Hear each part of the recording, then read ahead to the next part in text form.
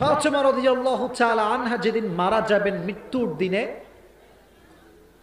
উনি ওনার ঘরে বসে আছেন চুপচাপ। আফটার সালাতুল ফজর, ফজরের নামাজের পরে। কোন নামাজের পরে? এভাবে বসে, মাথাটা নিচে এভাবে বসে আছে, এই হাঁটুটা উপরে ওঠানো, এভাবে বসে থেকে বসে আছে। কিন্তু এই দুটি চোখ দিয়ে ফাতেমার অঝরে পানি ঝরছে।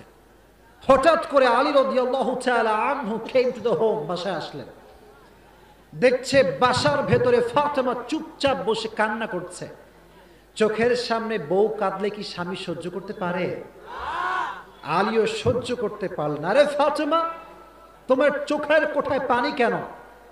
ফাতেমা ডাক দিয়ে বলছে, হে আলী, আমার স্বামী, আজকে ভোর রাতে আমি আমার প্রিয় নবীকে স্বপ্নে সাক্ষাৎ করেছি।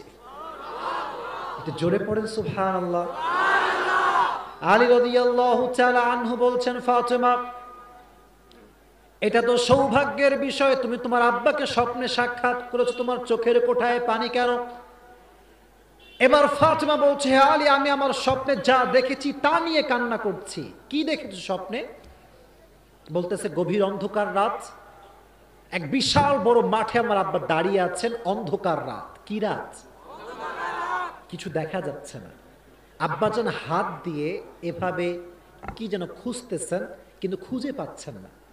আমি ফাতেমা আব্বার সামনে গিয়ে দাঁড়ালাম। আব্বা জান, আপনি কি খুঁজতেছেন? নবীজি আমার দিকে তাকিয়ে একটা মুচকি হাসি দিয়ে বলেন, আরে ফাতেমা, আমি তো তোমাকেই খুঁজতেছিলাম। সুবহানাল্লাহ। তুমি কোথায় ছিলে? আমি তোমাকে খুঁজে বেড়াচ্ছিলাম। বলছে, আব্বা জান কেন খুঁজতেছিলেন? বলছে, হে ফাতেমা, দুনিয়ার কয়দিন থাকবা? হলো তো অনেক সময়, আসো আমার কাছে ফিরে আসো। নবীজি ডাক দিয়েছেন ফাতেমাকে, ফাতেমার ঘুম ভেঙে গিয়েছে। শৈলাটার ভাইরা, মাঝে মাঝে যদি স্বপ্নে দেখেন যে আপনার আব্বা মারা গিয়েছে, মা মারা গিয়েছে, আর কবর থেকে আপনাকে ডাকছে যে আমার কাছে চলে আয়, আমার কাছে চলে আয়, এই স্বপ্নের ব্যাখ্যা হচ্ছে আপনার হায়াতের সময়সীমা বেশি একটা বাকি আর নাই। ফাতেমার হায়াতের সময় শেষের দিকে। আলী বুঝে গিয়েছে। আলী বোঝার পরে কান্না শুরু করে দিয়েছে যে, ফাতেমা, তুমি আমাকে ছেড়ে চলে যাবা? আমার মায়েরা কান খাড়া করে শুনবেন। ফাতেমা যখন মারা যাবে, একটা বিশাল বড় পেয়ালা হাতে নিয়েছে, আটার পেয়ালা। কলিজার ভাইরা, কিসের পেয়ালা? আটা দিয়ে রুটি বানাচ্ছে, কাপড় চুপড়ও খাসতেছে। সুবহানাল্লাহ পড়লেন না? এবার আলী বলে, আরে ফাতেমা, কি ব্যাপার? তুমি বললা তুমি মারা যেতে পারো, তুমি কাজ কেন করছো? ফাতেমা কি জবাব দিলেন? বলেন, হে আলী, আজকে আমি আরো বেশি বেশি কাজ এই জন্য করব, আমি আমার মৃত্যুর শেষ নিঃশ্বাস পর্যন্ত স্বামীর খেদমত করে করে মরতে চাই। সুবহানাল্লাহ। আর আজকালকার কিছু মেয়ে বের হয়েছে, এই বউগুলো স্বামীকে স্বামী নয় গোলাম হিসেবে ব্যবহার করতে চায়। এরকম মেয়ে তো বাংলাদেশে নাই? আছে না নাই? বাংলাদেশে পুরুষ নির্যাতন কেস নাই। যদি পুরুষ নির্যাতন কেস বাংলাদেশে জারি করা হয়, গাজীপুরের থানাটাই পুরুষ দ্বারা ব্লক হয়ে যাবে। আমাদের কষ্ট কেউ বোঝে না ভাই, ঠিক কিনা বললেন না যে ভাইরা? তো দেখেন, ফাতেমা বলছে, হে আলী, আমি মারা যাব, তবে মরার আগে তোমাকে 3টা ওসিয়ত করে মরতে চাই। জোরে বলেন, কয়টা ওসিয়ত? নাম্বার 1, তুমি আমাকে ওয়াদা করো যে তুমি আমার সমস্ত ভুলকে মাফ করে দিয়েছো। সুবহানাল্লাহ। আলী বলছে, ফাতেমা, তুমি কার কাছে মাফ চাও? আমি আলী তোমার স্বামী হয়ে সাক্ষ্য দিচ্ছি, তুমি ফাতেমা, যে হক তোমার উপরে আমার ছিল স্বামী হিসেবে, তার চাইতে বেশি হক তুমি আদায় করে দিয়েছো। নাম্বার 1 ওসিয়ত শেষ। 2 নাম্বার, এই 2 নাম্বার বলতে গেলে একটা কথা মনে পড়ে, বাংলাদেশের মেয়েরা কিন্তু খুবই ডেঞ্জারাস ভাই। এই বেশিরভাগ মেয়ে তো স্বামীকে 2 চোখের বিষ মনে করে। তো যদি কোনো মেয়ে বুঝতে পারে যে আমি মরে যাব, মরার আগ দিয়ে, এই স্বামী এদিকে, মরার আগ দিয়ে, কোন সময় মরার আগে স্বামী বেচারা মনে মনে কয়, জীবনটা তো পুরো তামা তামা করে দিলি, মরার আগেও ছাড় দিলি না। তো আসছে, বলছে, কি হয়েছে বউ, কি বলবা? শোন, মরে যাচ্ছি রে। তো স্বামী কয়ে মরছিস তো কি হয়েছে? মনে মনে, মুখে মুখে না। তো বলছে কি করতে পারি তোমার জন্য বলো। বলছে হাতটা দে, না হয় মাথায় হাত দে, ওয়াদা কর। দিলাম হাত, ওয়াদা কি কর? যে মাথায় হাত রেখে বল আমি মরলে তুই কাউরে বিয়ে করতে পারবি না। ঠিক কিনা বলেন? সেই দিন ফেসবুকে আমি ঢুকছি, হঠাৎ लिखा আছে एक बीवी ने अपनी हस्बैंड से पूछा कि मेरी जान तुम मुझे सच में ही प्यार करते हो? तो हस्बैंड ने कहा हाँ सच में ही प्यार करता हूं। फिर बीवी ने कहा सच में ही करते हो? कहा हाँ सच में ही करता हूं। तो बीवी ने पूछा अगर मैं मर जाऊं तो तुम्हारा क्या होगा? तो हस्बैंड ने कहा यार मैं तो पागल हो जाऊंगा।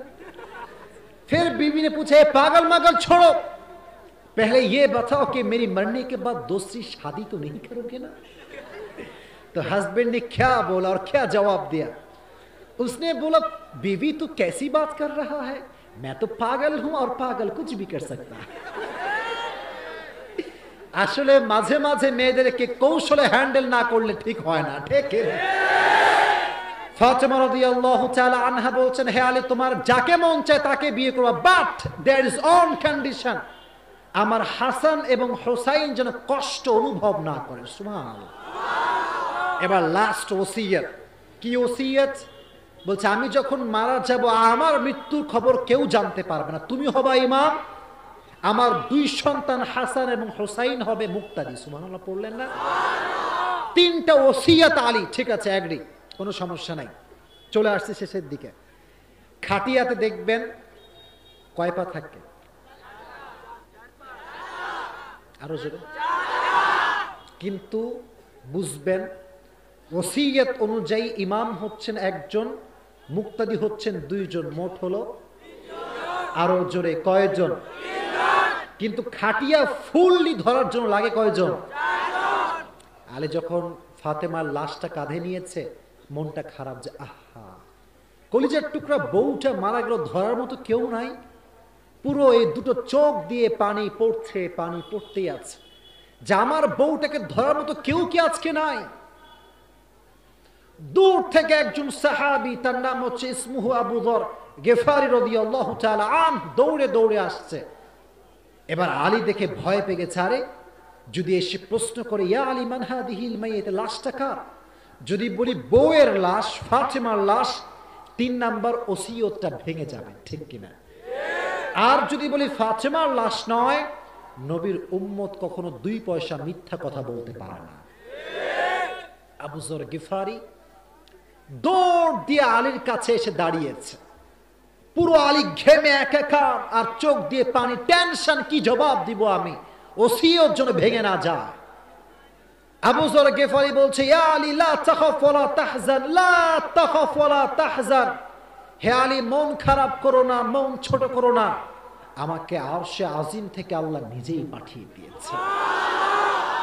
ধরো কাঁধ ধরো, 4টা কাঁধ আল্লাহ সাহাবা একরামের একজন সাহাবী দিয়ে ভরপুর করে দিলেন। সুবহানাল্লাহ। এভাবে লাশ নিয়ে যাচ্ছে, এটা কবর, এখানে লাশ রেখেছে। এবার আসেন মেইন মেসেজ। লাশের দিকে আবু যর গিফারি তাকায় ভাবতেছে, মানে এই মনে মনে প্রশ্ন করেছে মান হাদিহিল মাইয়িত, লাশটা কার? তখন মন থেকে একটা জবাব আসছে সাইয়্যিদাতু নিসাই আহলিল জান্নাহ। সুবহানাল্লাহ। আবু যর গিফারির মন বলছে আরে আবু যর গিফারি তো কার লাশ? জান্নাতের সমস্ত নারীদের সর্দারির লাশ হচ্ছে এটা। সুবহানাল্লাহ। আবু যর গিফারি ঠাস করে কবরের সামনে দাঁড়িয়ে গিয়েছে। এবার কবরকে ডাক দিয়ে বলছে আতাদুরুনাল কবর মান হাদিহিল মাইয়িত, হে কবর তুমি কি জানো এই লাশটা কার? হাদিহিল মারআ যাওজাতু আলীন, এটা আলীর একমাত্র স্ত্রী ফাতেমার লাশ। হাদিহিল মারআ উম্মুল হাসানাইন, এই মেয়েটা জান্নাতের সমস্ত যুবকদের সর্দার হাসান এবং হুসাইনের মা। সুবহানাল্লাহ পড়ে। এই কবর খবরদার, ব্যবহার যেন খারাপ না হয়, এই কথা বলেছেন আল্লাহ তাআলা। কবরের জবানটাকে তার আদেশ দ্বারা খুলে দিয়েছেন। কবর কি জবাব দিচ্ছে শোনেন। ইয়া আবাল গিফারি হাযাল কবর লাইসা বাইতু নাসাবিন ওয়ালা হাসাবিন ইয়া আবাযাল গিফারি হাযাল কবর লাইসা বাইতু নাসাবিন ওয়ালা হাসাবিন। হে আবু যর গিফারি, ভালো করে শুনে নাও, এটা 3.5 হাত মাটির ঘর। এখানে বাপের পরিচয় চলে না, সন্তানের পরিচয় চলে না, নেতার পরিচয় চলে না, পীরের মুরিদের পরিচয় চলে না। এখানে পরিচয় চলে ভালো আমলের। যার আছে ভালো আমল তার জন্য আল্লাহ জান্নাতের ফয়সালা করে দিবে। চিল্লায় কোন ঠিক কিনা? আইয়ুকুম আহসানু আমালা। অতএব আজ থেকে টাকা পয়সা বাদ, জনপ্রিয়তা বাদ, সব চ্যাপ্টার ক্লোজ। আজ থেকে মূল চ্যাপ্টার হবে বেশি বেশি আমল নয়, ভালো ভালো আমল করবো ইনশাআল্লাহ। ভালো আমল যদি করতে পারেন কবরটাকে সহজ করে দিবে একজন, তিনি কে? অতএব রিপিট করছি, এখন আপনারা রিপ্লাই করবেন, শেষ ভালো যার, সব ভালো, সব ক্ষমতা কার হাতে?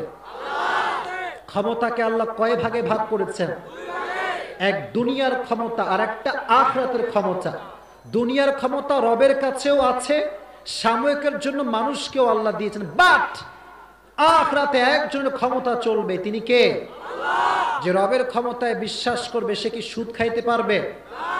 কথা কোন পারবে? ঘুষ খাইতে পারবে? তার হৃদয়ে ভয় থাকতে হবে। একজনের আওয়াজ দিয়ে বলেন তিনি কে? দ্বিতীয় আয়াত, মৃত্যু দেওয়ার মালিক কে? জীবন দিয়েছে কে? মৃত্যু কয় ভাগ? আরো জোরে, কয় ভাগ? নামাজি বান্দার মরণকে সুন্দর করে দিবে একজন, তিনি কে? আর বেনামাজির মরণকে ভয়ঙ্কর করে দিবে একজন, তিনি কে? আর কবরে যাওয়ার পরে কি বাপের পরিচয় চলবে? মায়ের পরিচয় চলবে? নেতার পরিচয় চলবে? পীরের পরিচয় চলবে? হুজুরের পরিচয় চলবে? কবরে যাওয়ার পরে বেশি আমল দামি হবে না ভালো আমল দামি হবে? এটা হচ্ছে সারাংশ বক্তব্যের। আল্লাহ তাআলা যা যা বলেছি সবাইকে সেই অনুযায়ী আমল করার তৌফিক দান করুক, সকলে পড়া আমিন।